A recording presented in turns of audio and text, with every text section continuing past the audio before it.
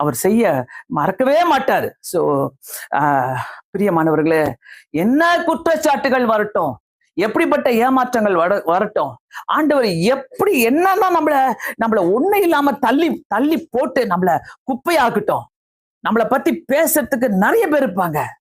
ஒரு முழங்கால் இருக்குது பாருங்க, விட்டுறாதீங்க. ஒரு முழங்கால் விட்டுறாதீங்க, விட்டுறாதீங்க. அந்த அந்த அந்த அன்னைக்கு அன்னைக்கு எப்படி இருந்தீங்க? அன்னைக்கு இயேசுவை ஏற்றுக்கொண்டப்ப எப்படி இருந்தீங்க? அதே எனக்கு இன்னைக்கு நான் 16 வயசுல ஆண்டவரை ஏத்துக்கிட்டேன். எப்படி முழங்கால் போட்டு ஜெபம் பண்ணணும், அதே மாதிரி இன்னைக்கு வரைக்கும் நான் பண்றேன். இன்னைக்கு வரைக்கும் நான் என் ஸ்டைல மாத்திக்கல. ஐயோ எனக்கு முட்டி வலி, வயசாயிடுச்சு, என்னால நடக்க முடியாது. சில நேரங்களில் ஜபம் முடிச்சுட்டு வரும்போது இப்படி குனிஞ்சுக்கிட்டே வருவேன். என்னால நிக்க கூட முடியாது. அப்படி குனிஞ்சுக்கிட்டே நடந்துட்டு வருவேன்.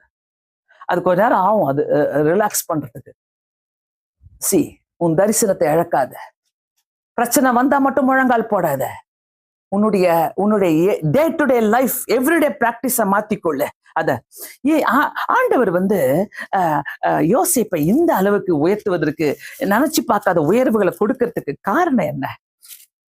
காரணம் என்னன்னு கேட்டீங்கன்னாக்கா, ஆதியாகமம் 39வது அதிகாரம் என்ன மாதிரி வசனங்க. இன்னைக்கு காலையில என்ன அப்படியே நொறுக்கி போட்டுச்சு.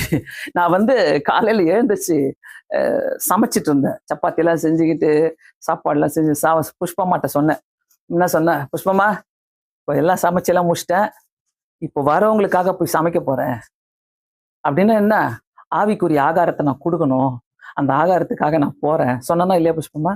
நான் அந்த ஆகாரத்தை நான் போய் செய்ய போறேன் இப்போ அப்படின்னு சொல்லிட்டு முழங்கால் போட்டு உக்காந்த. ஆவியானவர் பேச ஆரம்பிச்சாரு. ஏன் கர்த்தர் யோசேப்புக்கு இந்த உயர்வை கொடுத்தாரு? எதுக்காக கொடுத்தாரு? 3வது வசனம். நான் 2வது வசனம் 1, 2, 3 வாசித்துகளா? நான் 2வது வசனம் வாசிக்கிறேன். கர்த்தர் யோசேப்போட இருந்தார், அவன் காரிய சித்தி உள்ளவனானான். ஆமென், அல்லேலூயா. கர்த்தர் உங்க கூட இருக்கிறாரா?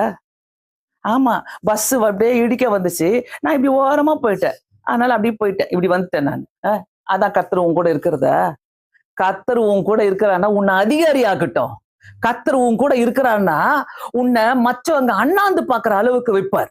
அதான் கர்த்தர். அந்த கர்த்தர் உன் கூட இருக்கிறாரா? ஆவிக்குரிய ஜீவியத்துல இருக்கும் போது, ஆவிக்குரிய ஜீவியத்துல வளரும் போது, அந்த நேரத்துக்கு ஏத்த மாதிரி அப்படியே சிங்க் ஆயிக்க கூடாது. எப்பவுமே நான் இப்படிதான் இருக்கேன், இப்ப ஆளுக்கு ஏத்த மாதிரிலாம் ஜாலரை போடாத.